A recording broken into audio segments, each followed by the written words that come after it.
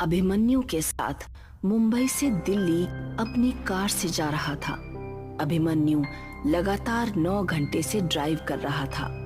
लगातार ड्राइव करने की वजह से उसे बहुत थकान महसूस हो रही थी। अभिमन्यु, मुझे लगता है कि हमें राजस्थान से शॉर्टकट होकर दिल्ली जाना चाहिए। 2 घंटे पहले ही पहुंच जाएंगे। और वैसे लगातार कार ड्राइव करते करते मेरी हालत खराब हो गई है और ऊपर से पेट्रोल भी बहुत कम हो रहा है। हाँ यार, यहीं कहीं आसपास पेट्रोल पंप भी नहीं दिखाई दे रहा, इसलिए कहता हूँ राजस्थान होते हुए शॉर्टकट ले ले। वहां पर जरूर कोई ना कोई पेट्रोल पंप हमें दिख जाएगा। अभिमन्यु ने गाड़ी राजस्थान की ओर जाने वाले हाईवे पर मोड़ ली। लगभग 1 घंटे बाद अर्जुन और अभिमन्यु तेजी से गाड़ी ड्राइव करते हुए माधवगढ़ के एक सुनसान गांव की ओर से गुजर रहे थे कि तभी उनकी नजर एक पेट्रोल पंप पर पड़ी। अचानक अभिमन्यु की कार झटका देते हुए रुक गई। अर्जुन की आंख लग चुकी थी। कार अचानक रुकने से अर्जुन नींद से जागते हुए बोला, क्या हुआ? अरे दिखाई नहीं दे रहा है क्या? सामने पेट्रोल पंप है और कार में सिर्फ इतना ही पेट्रोल बचा है कि ये 20 से 30 किलोमीटर दूर ही चल पाएगी। एक पल को तो मुझे लगा जैसे कि एक्सीडेंट हो गया हो।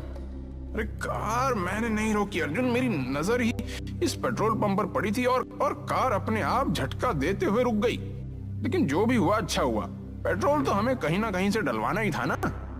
अभिमन्यु और अर्जुन कार से बाहर निकल आए। उन्होंने देखा उस पेट्रोल पंप पर एक भयानक और अजीब सा सन्नाटा छाया हुआ था। अरे यार, यहाँ तो मुझे कोई नहीं दिखाई दे रहा। कहीं ये पेट्रोल पंप बंद तो नहीं पड़ा? यानी बंद तो नहीं है, क्योंकि सामने ऑफिस तो खुला है और लाइट भी जल रही है। और वो देख, इस पेट्रोल पंप के अंदर तो एक छोटा सा रेस्टोरेंट भी है, उसके अंदर की भी लाइट जल रही है।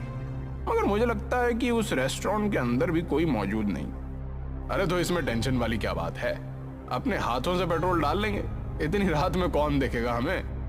क्या पेट्रोल पंप के कर्मचारी ने हमें देख लिया तो वो हमें चोर समझेंगे?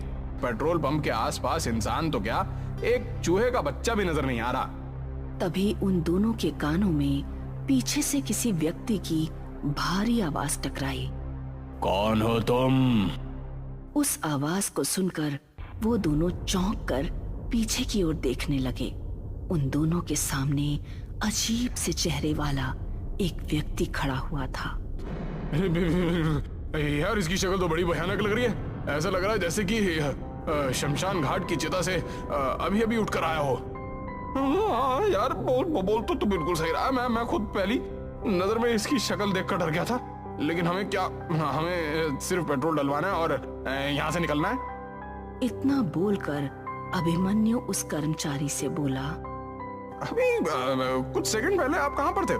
हमें तो आसपास कोई नहीं दिखा था। अपने काम से काम रखो साहब। कहो, किस काम से आए हो? अरे पेट्रोल भरवाना है, टैंक फुल कर दो।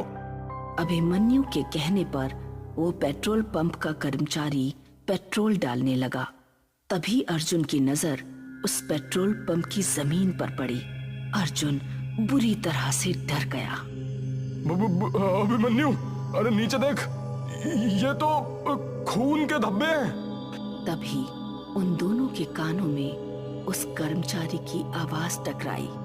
टैंक फुल हो गया साहब, अब आप लोग जा सकते हैं। वो कर सकते हैं। वो कर्मचारी देखते ही देखते उन दोनों की आंखों के सामने से गायब हो गया।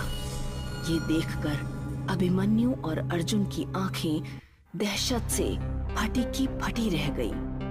अरे लगता है हम दोनों गलत जगह आ गए हैं। वो दोनों तुरंत कार के अंदर बैठ गए। अर्जुन ने अपनी कार हाईवे पर दौड़ा दी।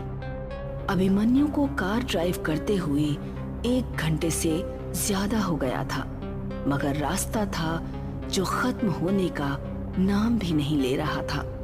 तभी अचानक अर्जुन की नजर एक और पेट्रोल पंप पर गई। यार, ये पेट्रोल पंप हमें कुछ जाना पहचाना नहीं लग रहा। जरा गाड़ी रोक। अबे पागल हो गया क्या है? हमें यहाँ से निकलना है, देखा नहीं तूने? कि किस तरह से वो पेट्रोल पंप वाला देखते ही देखते हमारी आंखों के सामने गायब हो गया था। अरे मेरी बात को समझने की कोशिश क्यों नहीं कर रहा? एक सेकंड के लिए गाड़ी रोक के तो देख। अर्जुन की बात सुनकर अभिमन्यु ने अपनी कार रोक दी। वो वही पेट्रोल पंप था जिस पेट्रोल पंप से वो लोग भागे थे। आंखें फाड़े उस पेट्रोल पंप को देखे जा रहे थे कि तभी उनके कानों में उसी कर्मचारी की आवाज टकराई। अरे तुम मुझे पेट्रोल के पैसे नहीं देकर गए थे साहब। उन दोनों ने जैसे ही खिड़की के सामने देखा तो वही कर्मचारी अपनी भयानक शक्ल लिए हुए उन दोनों को देख रहा था। कुछ ही पलों में अर्जुन और अभिमन्यु की चीख सन्नाटे को चीर गई। इस घटना के 3 महीने बाद शाम के 5 बजे एक कार तेजी से माधवगढ़ के हाईवे पर दौड़ रही थी। कार के अंदर 3 लोग सवार थे, करण, नंदिनी और विजय। वो तीनों पुलिस वाले थे जो 3 महीने पहले लापता हुए अर्जुन और अभिमन्यु की जांच कर रहे थे। कार विजय ड्राइव कर रहा था और विजय को ड्राइव करते हुए काफी देर हो गई थी। यार, पीछे हम पिछले 6 घंटे से इस हाईवे पर अपनी कार को दौड़ा रहे हैं, मगर यहाँ तो सन्नाटे और वीराने के अलावा कुछ भी नहीं है। अरे मेरी भी कुछ समझ नहीं आ रही है, आखिर ये अर्जुन और अभिमन्यु रात के इस वक्त इस सुनसान इलाके में कर क्या रहे थे? उनके मोबाइल की आखिरी लोकेशन इसी जगह के आसपास की है यार। नंदिनी, जो कि कार के पीछे वाली सीट पर नींद की झपकी ले रही थी, अचानक से बोली, पता नहीं वो लोग जिंदा हैं भी या नहीं। अरे कमोन नंदिनी, ऐसे नहीं बोलते। अभिमन्यु और अर्जुन जैसे भी थे, वो हमारे दोस्त थे। हाँ, 1 नंबर के रिश्वतखोर। अरे लोग मुझे आकर शिकायत करते थे उनके बारे में। तो तुम क्या चाहती हो? अगर वो दोनों रिश्वत लेते थे तो क्या उनकी छानबीन नहीं की जाए कि आखिर वो कहाँ लापता हो गए? क्या विजय ठीक कह रहा है नंदिनी।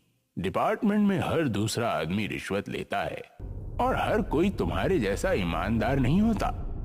तभी कार बुरी तरह से झटका देती हुई अचानक रुक गई। विजय को ऐसा महसूस हुआ जैसे कि कार किसी अदृश्य वाहन या किसी दीवार से टकराई हो। विजय का शरीर पसीने से नहा उठा।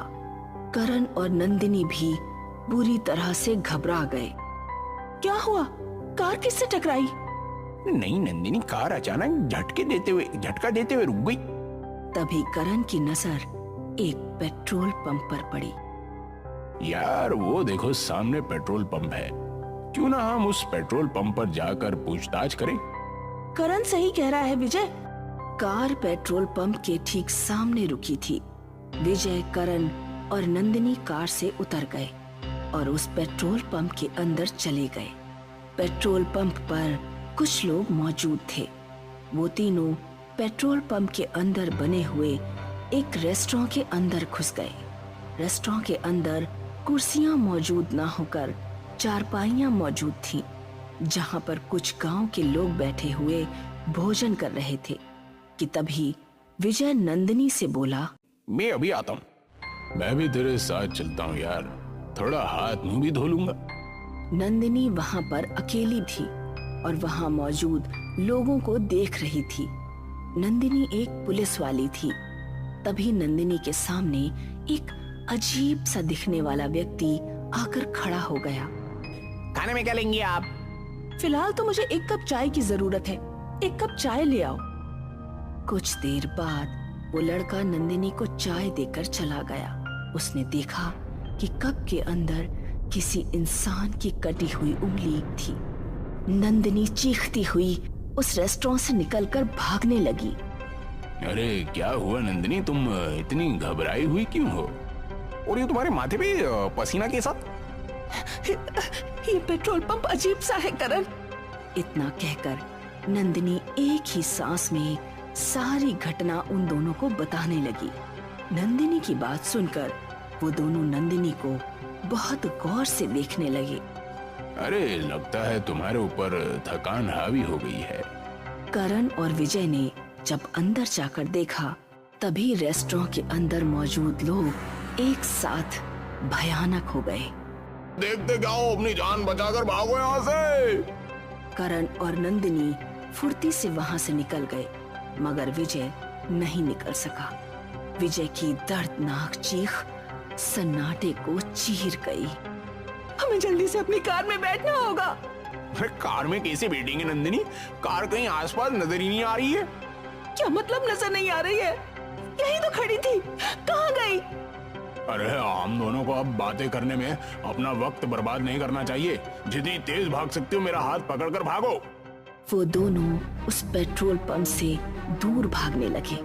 वो दोनों बहुत देर तक हाईवे पर दौड़ते रहे। उन दोनों की सांस फूलने लगी। तभी नंदिनी चीखती हुई करण से बोली, अब तो उसी जगह वापस आ गए हैं करण। ध्यान से देखो, हम दोनों ने यहीं से तो भागना शुरू किया था।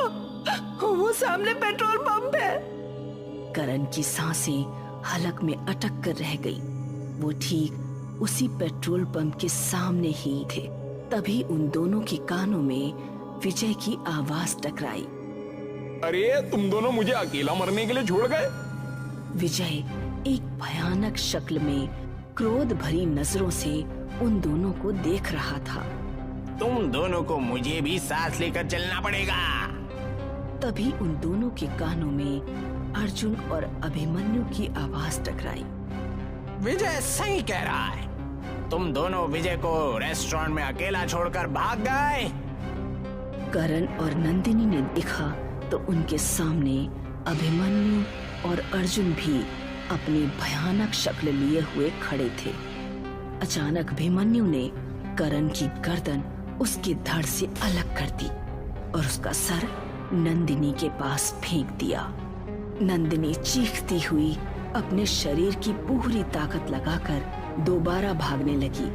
उसकी सांस फूल रही थी, मगर उसने अपने कदम नहीं रोके।